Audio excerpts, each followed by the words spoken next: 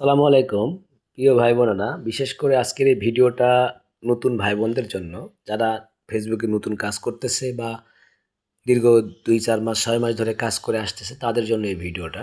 হয়তো আমি যেটা দেখাতে যাচ্ছি সেটা হয়তো অনেকেই জানে, আবার অনেকেই জানে না। তো যারা জানেন না তাদের জন্য এই ভিডিওটা অত্যন্ত গুরুত্বপূর্ণ।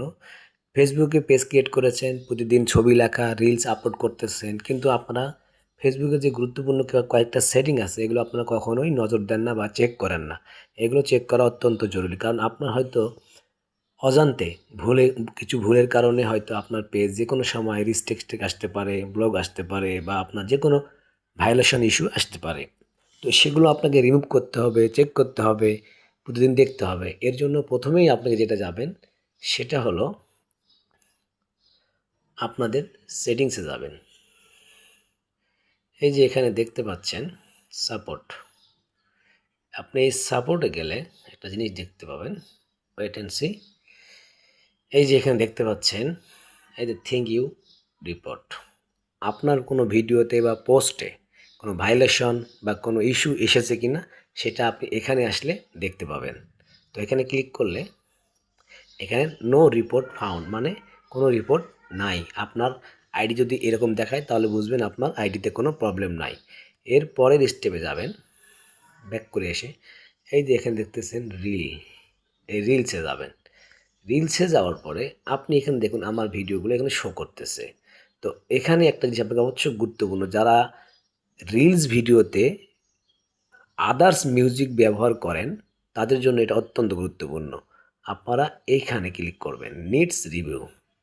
তো যারা ফেসবুকের মিউজিক ব্যবহার করে নতুন অবস্থায় ভিডিও আপলোড করেন তাদের ভিডিওতে কোনো মিউজিক কপিরাইট এসেছে কিনা সেটা এখানে শো করবে। তা আপনার মিউজিক ভিডিওতে যদি এই যে এখানে দেখেন আমার কয়েকটা ভিডিওতে মিউজিক কপিরাইট এসেছে, তা আমাকে এগুলো ডিলিট করে দিতে হবে।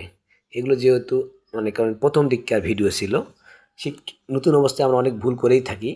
তো এগুলো আপনাদের যদি এসে থাকে, হয় এগুলো আপনারা লাইসেন্স ভিডিও ব্যবহার করবেন রিপ্লেস করে, অথবা ভিডিওগুলোকে ডিলিট করে দিবেন।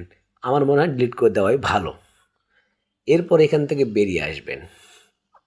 বেরিয়ে আসার পর আপনারা যাবেন ড্যাশবোর্ডে।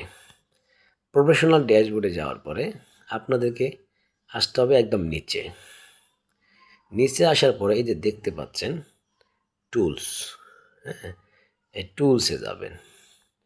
টুলসে যাওয়ার পরে সবার নিচে চলে আসবেন। এখান থেকে আপনারা অবশ্যই চেক করবেন পেজ রিকমেন্ডেশন। পেজ রিকমেন্ডেশনে আপনার বেশ কয়েকটা সেটিং আছে, শুধু এখানে একটা না। এখানে প্রথমত আপনার রিকমেন্ডেশনটা ঠিক আছে কি না, এটা আপনারা পেজ রিকমেন্ডেশন আছে কি না এটা দেখে নেবেন এখান থেকে। তো আমরা পেজ রিকমেন্ডেশনটা দেখে নেব। হ্যাঁ, আলহামদুলিল্লাহ আমার পেজ রিকমেন্ডেশন, এটা যদি পেজ রিকমেন্ডেশন ঠিক আছে বিদায় এরকম নোটিশ বা রুলস আপনাকে দেখাচ্ছে। যদি না থাকতো তাহলে এটা আসতো না, এখানে নট রিকমেন্ডেবল দেখাতো। এরপরে নিচে দেখতেছেন পেজ স্ট্যাটাস, এটা অবশ্যই গুরুত্বপূর্ণ। এখানে ক্লিক করার পরে আপনার কয়েকটা সেটিং দেখতে পাবেন। প্রথমত এই যে এখানে দেখতে পাচ্ছেন আমার নেমের পাশে একটা সবুজ, মানে একটা সবুজ টিক চিহ্ন, এবং লেখা আছে পেজ হ্যাশ নো ইস্যু। এখানে যদি কোনো ইস্যু থাকতো এই পেজে তাহলে এখানে এই নীল কালার লোগোটা হলুদ হয়ে যেত এবং এখানে পেজ হ্যাশ ইস্যু লেখা আসতো। এরপরে দেখাতো আপনার রিকমেন্ডেশন ঠিক আছে বিধায় অ্যাক্টিভ দেখাচ্ছে। আপনি যদি মনিটাইজেশন পেয়ে থাকেন তাহলে আপনার মনিটাইজেশনে কোনো প্রবলেম থাকলে এখানে ডিজেবল বা আনডিজেবল বা দেখাবে। তো এখানে আমার যেহেতু অ্যাক্টিভ দেখাচ্ছে আমার মনিটাইজেশনে কোনো সমস্যা নাই। তো আপনাদের কারো যদি কোনো সমস্যা থাকে মনে করেন মনিটাইজেশনে, তাহলে এখানে নো ইলাইজেবল দেখাবে বা নট ইলাইজেবল দেখাবে। তো সেগুলো আপনারা মনে করেন সঠিকভাবে ব্যবহার করার চেষ্টা করবেন, এবং যেগুলো ইস্যু আসে সেগুলো রিমুভ করার চেষ্টা করবেন।